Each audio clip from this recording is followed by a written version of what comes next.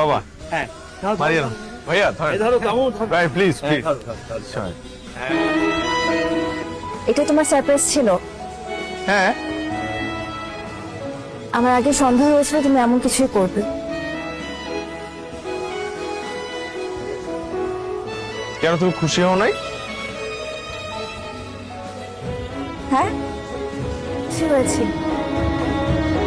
চায়নায় আমার প্রথম শিপমেন্টের contract sign হয়েছে, আগামী সপ্তাহে এলসি পাচ্ছি। ও আচ্ছা, চাইনিজরা আবার ভাঙাড়ি কিনে কি করবে?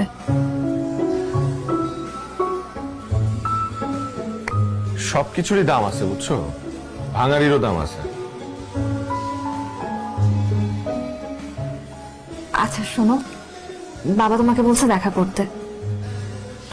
এখন কি করার কথা? ব্যবসা, আমি অলরেডি একটা ব্যবসা শুরু করেছি, খুব ভালো যাচ্ছে আলহামদুলিল্লাহ। ব্যবসা?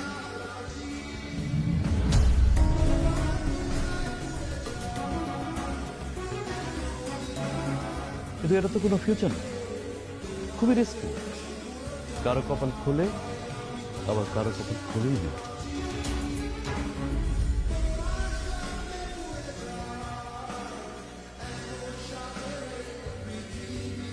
চাটা খেয়ে যেও। আঙ্কেল আমাদের শেষ, তোমার সাথে আমার কথা শেষ। মারিয়া কই তুমি? বাসায়। কেন, কি হয়েছে? একটা গুড নিউজ আছে, চাইনিজ ডিলারদের সাথে সবকিছু কনফার্ম হয়ে গেছে। তুমি কই? তুমি একটু দেখা করতে পারবে আমার সাথে এখন? আমার বিয়ে ঠিক হয়ে গেছে মাহির। বিয়ে ঠিক হয়ে গেছে মানে কি বলতেছো? কোথেকে এক ইঞ্জিনিয়ার ছেলে ধরে আনছে, হ্যান্ডসাম স্যালারি, ব্রাইট ফিউচার।